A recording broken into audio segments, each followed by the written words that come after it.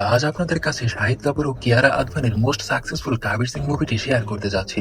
এই মুভিটি রিলিজ হওয়ার পর মানুষের কাছে ব্যাপকভাবে প্রশংসনীয় হয়েছিল। মুভিটির অসাধারণ প্রেম কাহিনী, ইমোশন, সাথে দারুণ দারুণ কমেডি যা মানুষের মনে জায়গা দখল করে নিয়েছিল। তাহলে কথা না বাড়িয়ে গল্পে চলে যাই।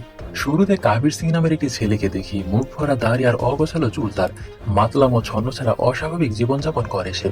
কাবির পেশায় একজন ডাক্তার, কিন্তু সে এই মুহূর্তে পরিবার হারা, নিঃস্ব, একাকিত্বে জীবন কাটাচ্ছে। সে পরিবার থেকে বিতাড়িত, পরিবার থেকে বের করে দিয়েছে। কিন্তু তার জীবনে কেন এই সব ঘটলো আর কেনই বা সে অস্বাভাবিক জীবন কাটাচ্ছে, সেই কারণ জানতে আমাদের অতীতে চলে যেতে হয়। কাবিরের একটি পছন্দের বাইক ছিল, যেটাই করে সে ঘুরে বেড়াতো। কাবির একজন মেডিকেল স্টুডেন্ট।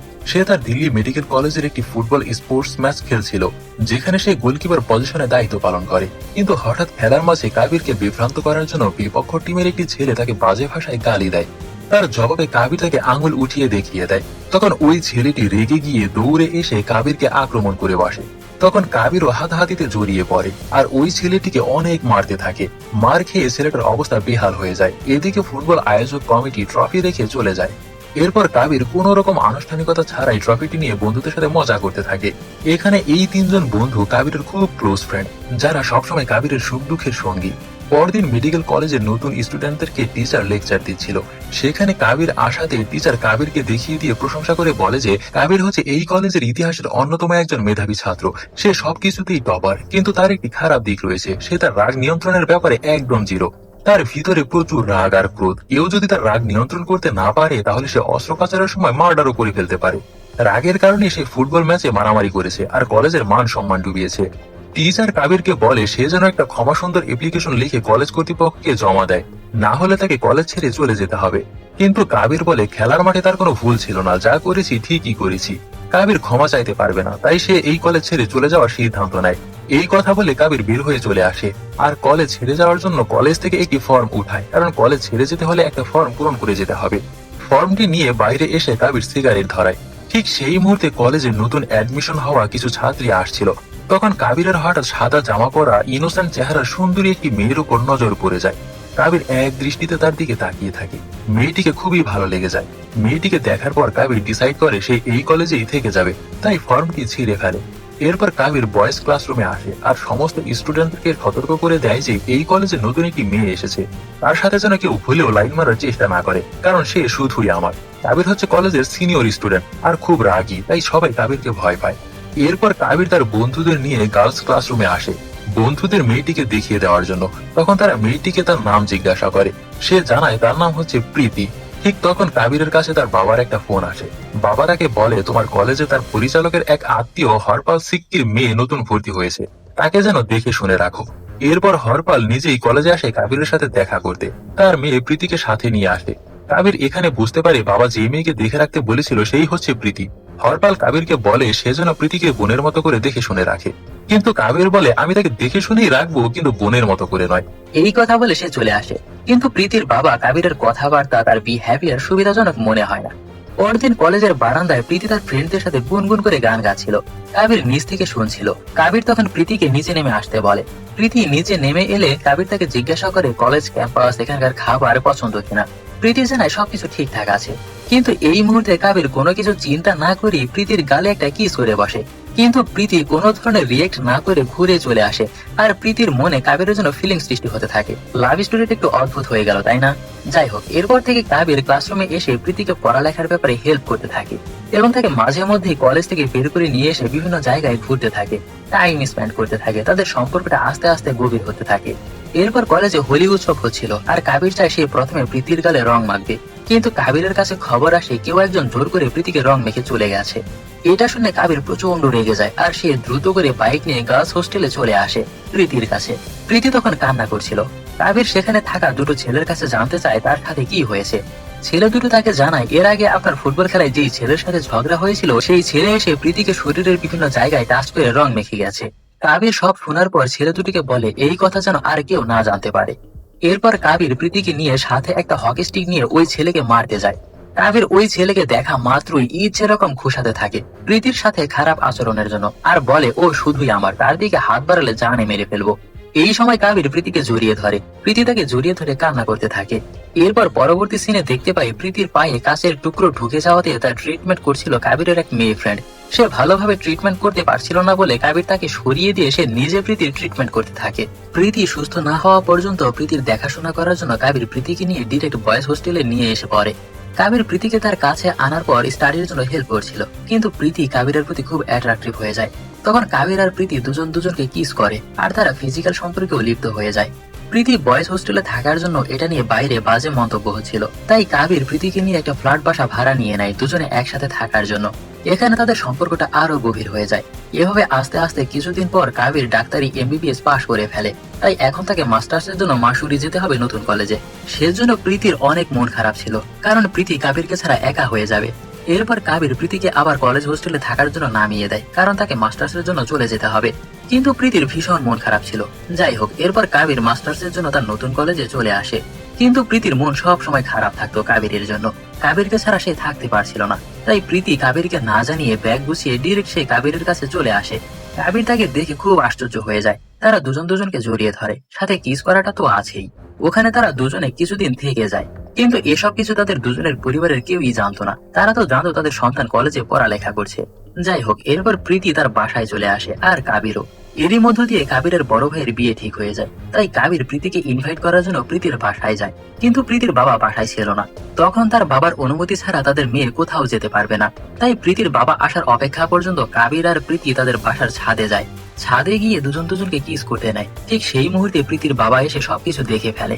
প্রীতির বাবা রেগে গিয়ে কাবিরকে থাপ্পড় মারে আর তার কলার ধরে টেনে বাসা থেকে বের করে দেয়। কাবির তখন নিরুপায় হয়ে সেখান থেকে চলে আসে। কাবির বাসায় এসে পুরো ঘটনাটি বাবাকে বোঝানোর চেষ্টা করে তার সাথে কি হয়েছিল এবং প্রীতির বাবা কেন তার উপর রেগে গিয়েছিল। কাবির বাবাকে বলে সে কত বছর বয়সে বিয়ে করেছিল। বাবা বলে 23 বছর বয়সে সে বিয়ে করেছে। কাবির বলে তার বয়স 28, তার এখনো কেন নয়। এরপর কাবিরের বাবা তার বড় ছেলের সাথে কাবির আর প্রীতির ব্যাপার নিয়ে ডিসকাস করতে থাকে। ঠিক তখন প্রীতি চলে আসে আর কাবিরের কথা জিজ্ঞাসা করে। বাবা বলে সে ভিতরে আছে। প্রীতি কাবিরের কাছে আসে। তখন কাবির তার দাদির সাথে প্রীতির ব্যাপারে কথা বলছিল। দাদি কাবির আর প্রীতিকে একসাথে দেখতে পেরে খুব খুশি হয় আর বলে তাদের দুজনকে খুব ভালো মানিয়েছে। এই বলে দাদি চলে আসে। প্রীতি তখন মিষ্টি মিষ্টি কথা বলে কাবিরের মন গলানোর চেষ্টা করে, কারণ তার বাবা কাবিরের গায়ে হাত তুলেছিল। পরদিন কাবির আবার প্রীতির বাসায় যায় প্রীতির বাবার সাথে তাদের সম্পর্কের ব্যাপারে কথা বলতে। কাবির প্রীতির বাবাকে বুঝিয়ে বলে সে প্রীতিকে অনেক ভালোবাসে, তাকে বিয়ে করতে চায়। প্রীতির অনেক যত্ন নিবে সে, কোনো কিছুরই কমতি হবে না তার। কিন্তু প্রীতির বাবা কোনোভাবেই তার কাছে মেয়ে দিবে না। নিজের পছন্দ করা ছেলের সাথে মেয়ের বিয়ে দিবে সে। অনেক বোঝানোর পরেও বাবাকে রাজি করাতে পারে না কাবির, তাই কাবির রেগে গিয়ে সেখান থেকে চলে আসে। কিন্তু প্রীতি কাবিরকে আটকানোর চেষ্টা করে আর মাথা ঠান্ডা রাখতে বলে, কিন্তু কাবির কোনো কথাই শুনছিল না। কাবির প্রীতিকে 6 ঘন্টা সময় দেয়। এই সময়ের মধ্যে তাকে হয় চলে আসতে হবে আমার কাছে, না হয় আমাকে হারাতে হবে। এটা বলে কাবির চলে আসে। কিন্তু প্রীতি তো একটা মেয়ে, সে চাইলে হুট করে এত বড় একটা সিদ্ধান্ত নিতে পারে না। এরপর আদি বাসায় তার ভাইয়ের বিয়েতে অ্যাটেন্ড না করে মদ খেতে থাকে এবং শরীরের মধ্যে মলিনহ পুশ করে। এদিকে প্রীতি সবকিছু ছেড়ে কাবিরের সাথে দেখা করতে চলে আসে, কিন্তু প্রীতির বাবা তাকে এসে নিয়ে যায়। এরপর কাবিরের বড় ভাই কাবিরের রুমে এসে ডাকতে থাকে যে প্রীতি তোর সাথে দেখা করতে এসেছিল, কিন্তু কাবির তখন অজ্ঞান হয়ে পড়ে আছে। কাবিরকে সুস্থ করার জন্য তাকে স্যালাইন দিয়ে রাখা হয়। 2 দিন হয়ে গেছে, অথচ তার জ্ঞান এখনো ফিরেনি। এদিকে কাবিরের বড় ভাইয়ের বিয়ে হচ্ছে আর ছোট ভাই 2 দিন ধরে বেহুশ অবস্থায় পড়ে আছে। 2 দিন পর যখন কাবিরের জ্ঞান ফিরে আসে, তখন কাবির তার বন্ধু শিবার কাছে জানতে পারে প্রীতির বাবা তাকে গতকাল বিয়ে দিয়ে দিয়েছে। এই কথা শুনে কাবির অস্থির হয়ে যায় আর দৌড়ে প্রীতির বাসায় ছুটে আসে। কাবির প্রীতির বিয়ে বাড়িতে এসে রাগারাগি করতে থাকে, ভাঙচুর করতে থাকে। তখন সেখানে থাকা কিছু লোক কাবিরকে মারধর করে আর তাকে পুলিশের হাতে তুলে দেয়। এরপর কাবিরের বড় ভাই এসে কাবিরকে থানা থেকে ছাড়িয়ে বাসায় নিয়ে আসে। কিন্তু কাবিরের বাবা ছেলের এসব পাগলামো সহ্য করতে পারছিল না, তার মান সম্মান ডুবিয়ে দিয়েছে সে, তাই কাবিরকে বাসা থেকে চলে যেতে বলে বাবা। কাবিরকে বাবা বাসা থেকে বের করে দেয়। এরপর বন্ধু শিভা কাবিরকে তার বাসায় আশ্রয় দেয়, কিন্তু কাবির ধীরে ধীরে নিজেকে শেষ করে দিচ্ছিল, নিজেকে কষ্ট দিচ্ছিল সে। প্রীতিকে হারানোর যন্ত্রণা সে সহ্য করতে পারছিল না, নিজের প্রতি কাবিরের কোনো যত্ন ছিল না।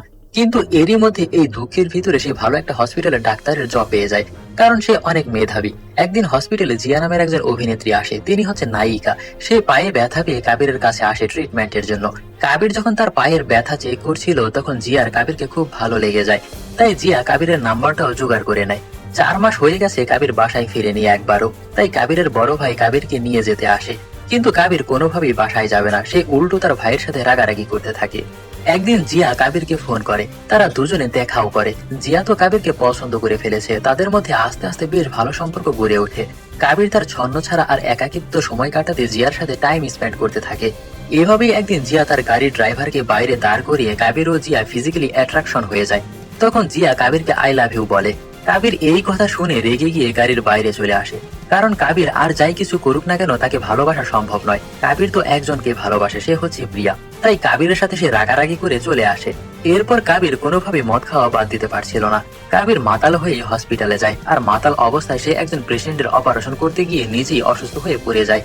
এই বিষয়টা যখন বাইরে জানাজানি হয়ে যায়, তখন হসপিটাল অথরিটি সমস্ত নার্সদের ডেকে বকাঝকা করে, কারণ হসপিটালের অনেক বদনাম হয়ে গেছে এরকম মাতাল ডাক্তারকে দিয়ে অপারেশন করার জন্য।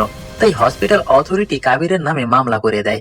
এরপর আদালতের বিচারক কাবিরের এরকম বেহালিপনা আর নেশা করার জন্য তার ডাক্তারি লাইসেন্স বাতিল করে দেয়। আর এই সব কিছুর জন্য কাবিরের বড় ভাইও তাকে চড় মারে। একটা মেয়ের জন্য সে নিজের জীবনটাই নষ্ট করে দিচ্ছে।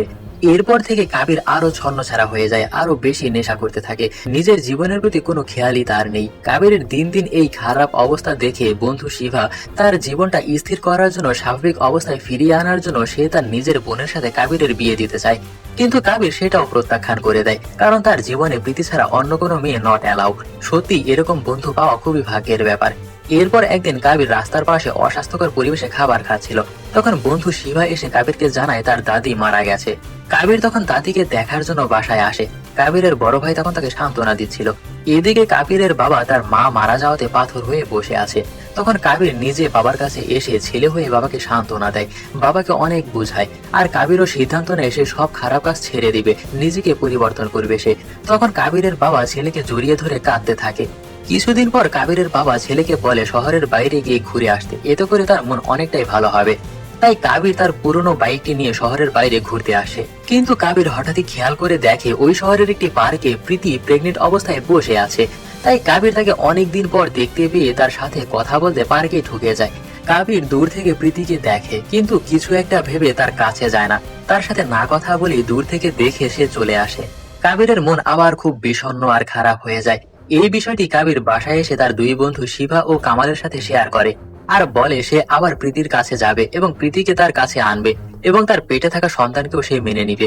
কিন্তু বন্ধুরা তার এমন ইচ্ছায় একমত হয় না। কিন্তু কাবির তো কারো কথা শোনার মতো ছেলে নয়। তাই সে পরদিন আবার শিবাকে নিয়ে পার্কে আসে প্রীতির সাথে কথা বলতে। কাবির প্রীতির সাথে কথা বলতে চাইলেও প্রীতি অনেক রাগ করে বসেছিল, কোনোভাবেই সে কাবিরের সাথে কথা বলতে চাচ্ছিল না। তাই প্রীতি রাগ করে বলে, তুমি আমাকে 6 ঘন্টা সময় দিয়েছিলে তাই না? তবুও আমি সবকিছু ছেড়ে তোমার কাছে চলে এসেছিলাম। তুমি তখন কোথায় ছিলে? তুমি 2 দিন পর ফিরে এলে, যখন সবকিছু শেষ হয়ে গেছে তখন তুমি ফিরে এলে, তখন তুমি ছিলে কোথায়? এসব শুনে পাশে থেকে শিবা বলে যে ওই সময় কাবিরের অবস্থা খুবই খারাপ ছিল। সে নিজের মধ্যে মরফিন পুশ করে 2 দিন অজ্ঞান হয়ে ঘুমিয়েছিল। সে তার নিজের ভাই এবং তোমার বিয়ের এই 2 দিন বেহুশ অবস্থায় পড়েছিল। এরপর সে নিজের পরিবার থেকে বিতাড়িত হয় এবং কিছুদিন আগে তার দাদি মারা যাওয়াতে সে আবার পরিবারের কাছে ফিরে এসেছে। এসব শোনার পর প্রীতির মন অনেকটাই গলে যায়। কাবির প্রীতিকে বলে যে তার সাথে ফিরে যেতে। কাবির তার প্রেজেন্ট হাজবেন্ডের সাথে কথা বলে সবকিছু ম্যানেজ করে ফেলবে। তখন প্রীতি কাবিরের মন পরীক্ষা করার জন্য বলে, তাহলে তার পেটের সন্তানের জনক কে হবে? কাবির বলে, আমি তার বাবা হব।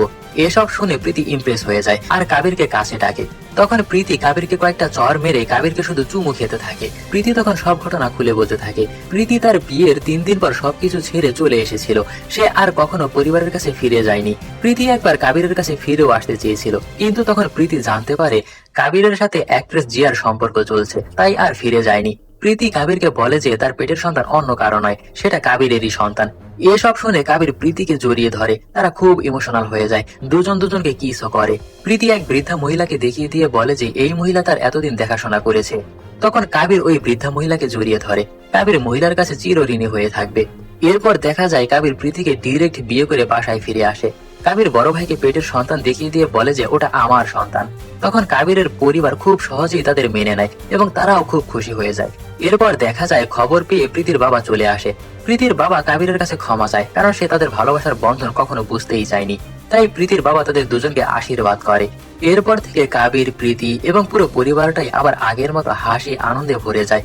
অনেকদিন পর তাদের পরিবারে সুখ ফিরে এসেছে। আর এখানে আমাদের এই মুভির হ্যাপি এন্ডিং হয়ে যায়।